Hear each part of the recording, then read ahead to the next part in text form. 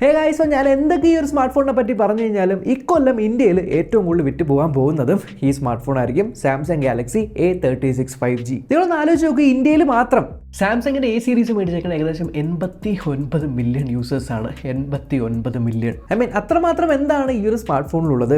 കഴിഞ്ഞ 7 ദിവസമായിട്ട് ഞാൻ ഈ ഒരു ഫോൺ ഉപയോഗിക്കുന്നുണ്ട്. ആൻഡ് ഈ ഒരു സ്മാർട്ട് ഫോൺ നിങ്ങൾ വാങ്ങണോ വേണ്ടയോ എന്ന് ഈ വീഡിയോ കണ്ടതിന് ശേഷം മാത്രം തീരുമാനിക്കാവുന്നതാണ്. പൊതുവെ A സീരീസ് സ്മാർട്ട് ഫോണുകളിൽ കണ്ടുവരുന്ന ഒരു എടുത്തു പറയേണ്ട കാര്യമാണ് ബിൽഡ് ക്വാളിറ്റി. ഇതിന്റെ ബിൽഡ് ക്വാളിറ്റിയിലും യാതൊരു കോംപ്രമൈസും ഇല്ല. നല്ല സോളിഡ് ബിൽഡാണ് കയ്യിൽ പിടിക്കുന്ന സമയത്ത്. ഇൻഹാൻഡ് ഫീൽ കൊള്ളാം. സാംസങ്ങിന്റെ ഒരു ഫ്ലാഗ്ഷിപ്പ് S സീരീസിന്റെ ഒക്കെ ഒരു ഡിസൈൻ ഫാക്ടറാണ് ഇതിനകത്തേക്ക് അവർ കൊണ്ടുവന്നിരിക്കുന്നത്.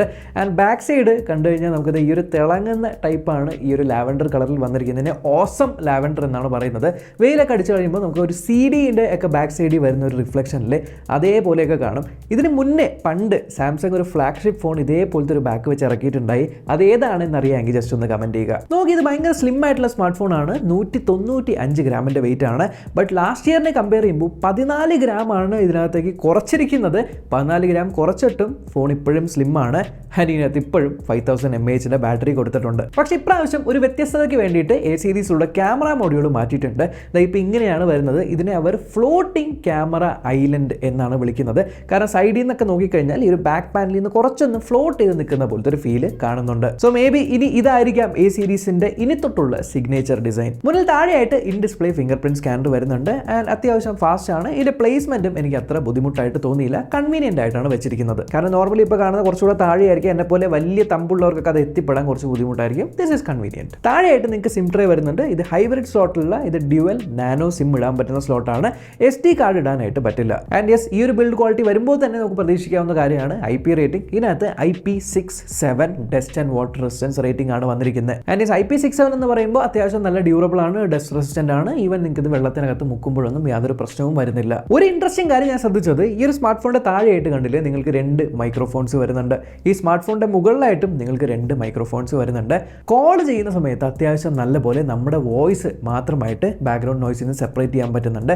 ആൻഡ് യെസ്, നിങ്ങൾക്ക് വോയിസ് ഫോക്കസ് എന്ന് പറഞ്ഞ ഓപ്ഷനും കൂടെ കിട്ടുന്നുണ്ട്, നിങ്ങളുടെ ശബ്ദം മാത്രം ക്ലിയർ ആയിട്ട് കേൾക്കാനായിട്ട്. അപ്പോൾ അതിന് ഈ 4 മൈക്കുകൾ നല്ലപോലെ സഹായിക്കുന്നുണ്ട്. ഇതിനെ ഗ്ലാസ് സാൻഡ്വിച്ച് ഡിസൈൻ എന്ന് പറയാം. യെസ്, ഇതിന്റെ ഫ്രണ്ടും ബാക്കും ഗ്ലാസ് ആണ്. ഗൊറില്ല ഗ്ലാസ് വിക്ടസ് പ്ലസ് ആണ് യൂസ് ചെയ്തിരിക്കുന്നത്. ആൻഡ് നിങ്ങൾ ഫ്രെയിം ശ്രദ്ധിച്ചു കഴിഞ്ഞാൽ ടോട്ടലി ഫ്ലാറ്റ് ആയിട്ടുള്ള ഫ്രെയിം ആണ്. ജസ്റ്റ് ആ ഒരു വോളിയം കീ ആൻഡ് പവർ ബട്ടന്റെ അവിടെ മാത്രമായിട്ട് ചെറിയ ഒരു എംബോസ്ഡ് ലുക്ക് കൊടുത്തിട്ടുണ്ട്. പെട്ടെന്ന് നമുക്ക് കൈ കൊണ്ട് ഐഡന്റിഫൈ ചെയ്യാൻ വേണ്ടിയിട്ടായിരിക്കാം.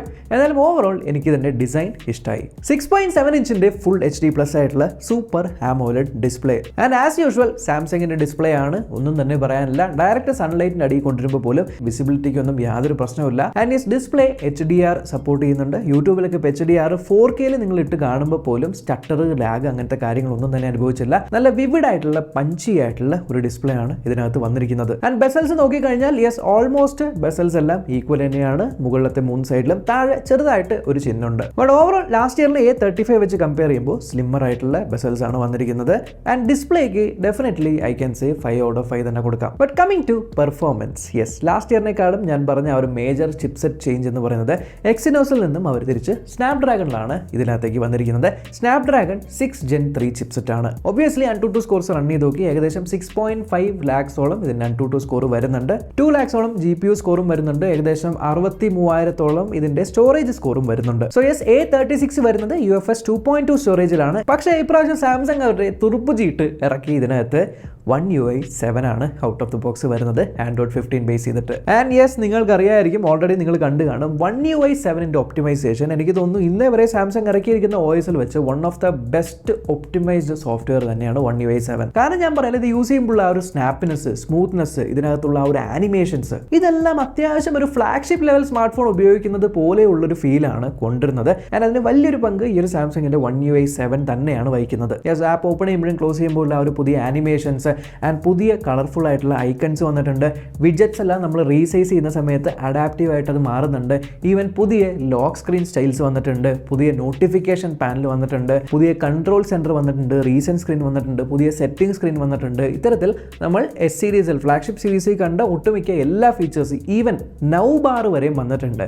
നമ്മൾ എന്തെങ്കിലും പ്ലേ ചെയ്യുന്ന സമയത്ത് ലോക്ക് സ്ക്രീനിൽ താഴെയായിട്ട് ആ ഒരു ചെറിയ പില്ലിനകത്ത് എന്താണോ ആക്ടിവിറ്റി ചെയ്യുന്നത് അതിനനുസരിച്ച് അപ്ഡേറ്റ് ആവുന്ന ഒരു നൗ ബാറും നിങ്ങൾക്ക് ഈ ഒരു സ്മാർട്ട് ഫോണിനകത്ത് കിട്ടുന്നുണ്ട്. ആൻഡ് യെസ് ഗെയിമിംഗ് ഞാൻ ഇതിനകത്ത് ചെയ്തു നോക്കി. ആസ്ഫോൾട്ട് ഇൻസ്റ്റാൾ ചെയ്തു, ഹൈ സെറ്റിംഗ്സിൽ വെച്ച് ഞാൻ കുറേ നേരം കളിച്ചു നോക്കി. ഗെയിം കളിക്കുന്നതിന് മുന്നേ ഉള്ള ടെമ്പറേച്ചർ ഇതായിരുന്നു. ആൻഡ് ഏകദേശം ഒരു 1 അവറോളം ഗെയിം കളിച്ച ശേഷമുള്ള ടെമ്പറേച്ചർ ഇതായിരുന്നു. സോ സിഗ്നിഫിക്കൻ്റ് ആയിട്ടുള്ള ഹീറ്റിംഗ് ഇഷ്യൂസ് ഒന്നും തന്നെ അനുഭവപ്പെട്ടില്ല. ബട്ട് യെസ് സ്നാപ്ഡ്രാഗണിന്റെ ചിപ്സെറ്റ് ആണ് ഇതിനകത്തേക്ക് വരുന്നത്. ഈ ഒരു ക്യാമറ മോഡുള്ള ഈ ഭാഗത്ത് മാത്രം ചെറിയൊരു വാംത്ത് വരുന്നുണ്ട്, വിച്ച് ഇസ് നാച്ചുറൽ. കാരണം നമ്മൾ കുറേ നേരം ഹൈ സെറ്റിംഗ്സിലൊക്കെ ഗെയിം ഇട്ട് കളിക്കുമ്പോൾ ഉള്ള ആ ഒരു ചെറിയ വാംത്ത് അത് നിങ്ങൾക്ക് ഫീൽ ചെയ്യാം. ബട്ട് ഹീറ്റിംഗ് ഇഷ്യൂസ് ഒന്നും തന്നെ അനുഭവപ്പെട്ടില്ല. സോ ഓവറോൾ നിങ്ങൾ ചെറുകിട ഗെയിംസ് ഒക്കെ കളിക്കുന്ന സമയത്ത് അത്യാവശ്യം സ്മൂത്ത് ആയിട്ട് തന്നെയാണ് റൺ ആവുന്നത്. വലിയ ലാഗും കാര്യങ്ങളൊന്നും ഇല്ല. ആൻഡ് എ സീരീസിൽ നമ്മളെ ഒട്ടും തന്നെ ഡിസപ്പോയിന്റ് ചെയ്യാത്ത ഒരു കാര്യമാണ് ഇതിന്റെ cameras. Primary camera S50 mega പിക്സലിലെ സോണിയുടെ ഒപ്റ്റിക്കൽ ഇമേജ് സ്റ്റെബിലൈസേഷനോട് കൂടി വരുന്ന ക്യാമറ. ഞാൻ ഫോട്ടോ സാമ്പിൾസ് നിങ്ങൾക്ക് കാണിച്ചു തരാം. ടിപ്പിക്കൽ സാംസങ് ഔട്ട്പുട്ട് തന്നെയാണ് വരുന്നത്. അതായത് ബ്രൈറ്റ് ആയിട്ട്, പഞ്ചി ആയിട്ട്, വിവിഡ് ആയിട്ടുള്ള ഫോട്ടോസ്, നല്ലപോലെ HDR മാനേജ് ചെയ്യുന്ന ഫോട്ടോസ്, പോപ്പി ആയിട്ട് ഇൻസ്റ്റാഗ്രാം അല്ലെങ്കിൽ സോഷ്യൽ മീഡിയ റെഡി ഫോട്ടോസ് തന്നെയാണ് ഇതിനകത്തുനിന്നും വരുന്നത്. ആൻഡ് ഈവൻ പോർട്രേറ്റ്സ് എടുക്കുന്ന സമയത്ത് പോലും എഡ്ജ് ഡിറ്റക്ഷൻ അത്യാവശ്യം നല്ലത് തന്നെയാണ്. ആ ഒരു നാച്ചുറൽ ബ്ലറും കാര്യങ്ങളൊക്കെ വരുന്നുണ്ട്. കൂടാതെ നിങ്ങൾക്ക് 8 മെഗാ പിക്സലിലെ അൾട്രാ വൈഡ് ക്യാമറ വരുന്നുണ്ട്. ആൻഡ് അത്യാവശ്യം ഇതേപോലെയുള്ള ഫോട്ടോസ് എടുക്കാൻ പറ്റുന്നുണ്ട്. പ്രൈമറി ക്യാമറ എന്ന അൾട്രാ വൈഡിൽ കാര്യമായിട്ടുള്ള കളർ ഷിഫ്റ്റ് ഒന്നും കണ്ടില്ല. അതുപോലെ തന്നെ നിങ്ങൾക്ക് 5 മെഗാ പിക്സലിന്റെ ഒരു മാക്രോ ക്യാമറയും കൂടി ഇതിനൊപ്പം കൊടുത്തിട്ടുണ്ട്, ഇത്തരത്തിലുള്ള മാക്രോ ഫോട്ടോസ് എടുക്കാനായി. And yes because of One UI 7 പുതിയ ക്യാമറ ലേഔട്ട് ആണ് വരുന്നത്. ക്യാമറ ലേഔട്ടിൽ കൺട്രോൾസ് എല്ലാം നിങ്ങൾക്ക് താഴെയാണ് എന്നുള്ളതുകൊണ്ട് ഒരൊറ്റ ഹാൻഡ് വെച്ച് ഒരൊറ്റ ഫിംഗർ വെച്ച് നിങ്ങൾക്ക് കൺട്രോൾ ചെയ്യാൻ പറ്റുന്നുണ്ട്, which is A good thing. And back സൈഡിൽ നിങ്ങൾക്ക് 4K 30 FPS വീഡിയോസ് ഷൂട്ട് ചെയ്യാനായിട്ട് പറ്റുന്നുണ്ട്. സ്റ്റേബിൾ ആയിട്ടുള്ള വീഡിയോസ് തന്നെയാണ് വരുന്നത്. ഇപ്പോൾ ക്യാമറയ്ക്കകത്ത് ഇൻബിൽഡ് ആയിട്ട് കുറച്ച് മോഡുകളുണ്ട്. ലൈക്ക് ഇപ്പോൾ സ്നാപ്ചാറ്റ് ഫിൽറ്റേഴ്സ് ഒക്കെ വരുന്ന പോലെ fun mode, hyper lapse, slow motion, അങ്ങനെയൊക്കെ. ഫ്രണ്ടിൽ നിങ്ങൾക്ക് 12 മെഗാ പിക്സലിന്റെ ക്യാമറ ആണ് വരുന്നത്. Front camera performance and HDR is also good. And ഫ്രണ്ടിലും നിങ്ങൾക്ക് 4K 30 FPS വീഡിയോസ് ഷൂട്ട് ചെയ്യാനായിട്ട് പറ്റും. ഇത്തരത്തിലുള്ള. ഇനി കമ്മിങ് ടു ബാറ്ററി, ഞാൻ പറഞ്ഞ പോലെ ഈ ഒരു സ്മാർട്ട് ഫോണിന്റെ വെയിറ്റ് കുറച്ചു, സ്മാർട്ട് ഫോൺ കുറച്ചുകൂടെ സ്ലിം ആക്കിയെങ്കിലും ഇപ്പോഴും 5000 mAh ബാറ്ററിയിനകത്തുണ്ട്. And fast charging support 45 watt വരെ ഇപ്രാവശ്യം കിട്ടുന്നുണ്ട്. 45 വാട്ടിന്റെ PD ചാർജിങ് സപ്പോർട്ട് ചെയ്യുന്നുണ്ട്. ചാർജിന് കുത്തുമ്പോൾ ഇവിടെ ഫ്രണ്ടിലായിട്ട് ആ ഒരു ആനിമേഷൻ വരുന്നുണ്ട് നൗ ബാറിനകത്ത്. ഞാൻ പറഞ്ഞ പോലെ ഏതാണോ നിങ്ങൾക്ക് ലൈവായിട്ട് അവിടെ വരുന്ന ആക്ടിവിറ്റീസ് അതിൽ കൂടെയൊക്കെ നിങ്ങൾക്ക് ഇങ്ങനെ ജഗിൾ ചെയ്ത് പോകാൻ പറ്റുന്ന ആ ഒരു ഫീച്ചറാണ്. So battery backup definitely one day of usage നിങ്ങൾക്ക് സുഖമായിട്ട് ഇതിനകത്ത് ഒരു മോഡറേറ്റ് യൂസേജിൽ കിട്ടുന്നുണ്ട്. ബട്ട് യെസ് ഗ്ലാസ് ബാക്ക് ആണെങ്കിലും ഇതിനകത്ത് വയർലെസ് ചാർജിങ്ങിന്റെ സപ്പോർട്ട് ഇല്ല എന്നുള്ളതും കൂടി നോക്കണം. താഴെയുള്ള ആ ഒരു സ്പീക്കർ ഗ്രില്ല് നിങ്ങൾക്ക് കാണാൻ പറ്റും. മുകളിലും നിങ്ങൾക്ക് സ്പീക്കേഴ്സ് ഉണ്ട്. ഡ്യുവൽ സ്റ്റീരിയോ സ്പീക്കേഴ്സ് ആണ് ഇതിനകത്ത് വരുന്നത്. ആൻഡ് ഡോൾബിയുടെ സപ്പോർട്ടും കൂടിയുണ്ട്. സോ സ്പീക്കറിന്റെ ക്വാളിറ്റി എങ്ങനെയുണ്ടെന്ന് കേട്ടു നോക്കാം.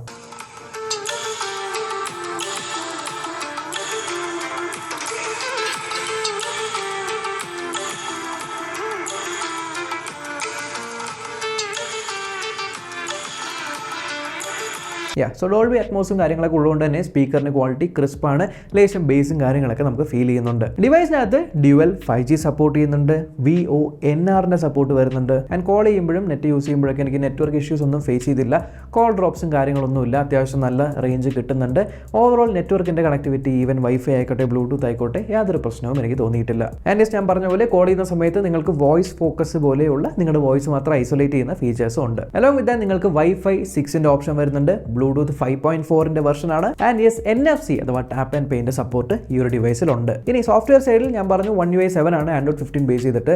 ഇവർ ഇതിന് പ്രോമിസ് ചെയ്യുന്നത് 6 ഇയേഴ്സിന്റെ OS അപ്ഡേറ്റ്സും 6 ഇയേഴ്സിന്റെ സെക്യൂരിറ്റി അപ്ഡേറ്റ്സും ആണ്. ഈ 6 ഇയേഴ്സ് പ്ലസ് 6 ഇയേഴ്സ് എന്ന് പറയുമ്പോൾ ഈ ബാക്കി ഈ ഒരു പ്രൈസിലുള്ള ഫോണുകൾ കമ്പയർ ചെയ്യുമ്പോൾ അതൊക്കെ ഐ തിങ്ക് ഇതിന് പകുതി പോലും കൊടുക്കുന്നില്ല എന്നുള്ളതാണ്. സോ യെസ് സോഫ്റ്റ്വെയർ വൈസ് അത്രയും കൂടുതൽ കാലം നിങ്ങൾക്ക് ഈ ഒരു സ്മാർട്ട് ഫോൺ അപ്ഡേറ്റ്സ് കിട്ടുന്നുണ്ട് എന്നുള്ളത് ഇസ് എ ഗുഡ് തിങ്. ഇനി AI അഥവാ സാംസങ് വിളിക്കുന്നത് ഓസം ഇൻ്റലിജൻസ് എന്നാണ്. അപ്പോൾ എന്തൊക്കെ ഓസം ഇൻ്റലിജൻസ് ഫീച്ചേഴ്സ് ഇതിനകത്ത് ഉണ്ട് എന്ന് വെച്ചാൽ ബേസിക്കലി ഫോട്ടോസ് ആപ്പിനകത്ത് നിങ്ങളൊരു ഫോട്ടോ എടുത്തു കഴിയുമ്പോൾ നിങ്ങൾക്ക് സജസ്റ്റ് ചെയ്യും എന്ത് കൈൻഡ് ഓഫ് എഡിറ്റ് ആണ് വേണ്ടത് എന്നുള്ളത്.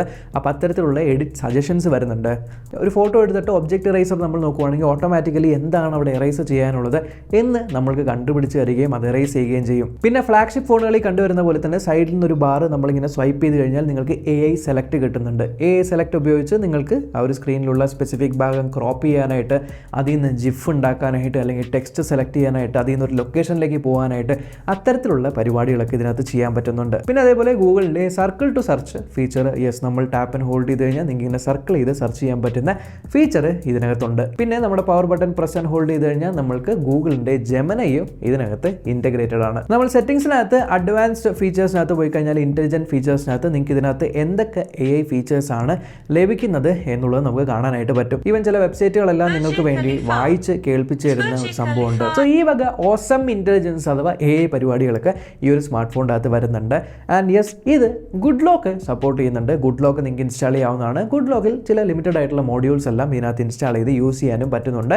ആൻഡ് സാംസങ്ങിൻ്റെ നോക്സ് സെക്യൂരിറ്റി എന്ന് പറഞ്ഞ ഫീച്ചറും ഈ ഒരു സ്മാർട്ട് ഫോണിൽ ലഭിക്കുന്നുണ്ട്. സോ ഓവറോൾ ഈ ഒരു സ്മാർട്ട് ഫോൺ എടുക്കണോ വേണ്ടോ എൻ്റെ അടുത്ത് ചോദിച്ചാൽ എൻ്റെ ഒരു അഭിപ്രായം വെച്ചിട്ട് നിങ്ങൾ നല്ല ഒരു ബിൽഡ് ക്വാളിറ്റി ഉള്ള, അത്യാവശ്യം കാണാൻ കൊള്ളാവുന്ന ഒരു ഡിസൈനുള്ള, ഔട്ട്ഡോറിലൊക്കെ വിസിബിലിറ്റിക്കൊന്നും യാതൊരു പ്രശ്നമില്ലാത്ത സ്ക്രീനുള്ള, സ്മൂത്ത് ആയിട്ടുള്ള UI, അതും പ്രത്യേകിച്ചും MIUI 7 ലഭിക്കുന്ന ഫ്ലാഗ്ഷിപ്പ് ലെവൽ സ്മാർട്ട് ഫോണുകളിൽ കിട്ടുന്ന പ്രീമിയം ഫീച്ചേഴ്സ് നിങ്ങൾക്ക് കിട്ടുന്ന ഒരു സ്മാർട്ട് ഫോൺ നിങ്ങൾ നോക്കുന്നുണ്ടെങ്കിൽ നിങ്ങൾ കൺസിഡർ ചെയ്യാൻ പറ്റുന്ന ഒരു സ്മാർട്ട് ഫോണാണ് ഈ ഒരു സാംസങ് ഗാലക്സി A36 5G. കൂടുതൽ ഡീറ്റെയിൽസ് ഒക്കെ അറിയാനായിട്ട് ഞാൻ വേണമെങ്കിൽ ലിങ്ക് ഞാൻ താഴെ ഡിസ്ക്രിപ്ഷനിൽ കൊടുത്തേക്കാം, നിങ്ങൾക്ക് ചെക്ക് ചെയ്ത് നോക്കാം. ആൻഡ് ചാനൽ ആദ്യമായിട്ടാണ് കാണുന്നെങ്കിൽ ഡെഫിനറ്റ്ലി ചാനൽ സബ്സ്ക്രൈബ് ചെയ്യാനും തൊട്ട് സൈഡിലെ ബെല്ലൈക്കൻ ക്ലിക്ക് ചെയ്ത് ഓൺ നോട്ടിഫിക്കേഷൻ എനേബിൾ ചെയ്യാൻ മറക്കണ്ട. നമ്മൾക്ക് ഇനി അടുത്ത വീഡിയോ കാണാം. ബൈ.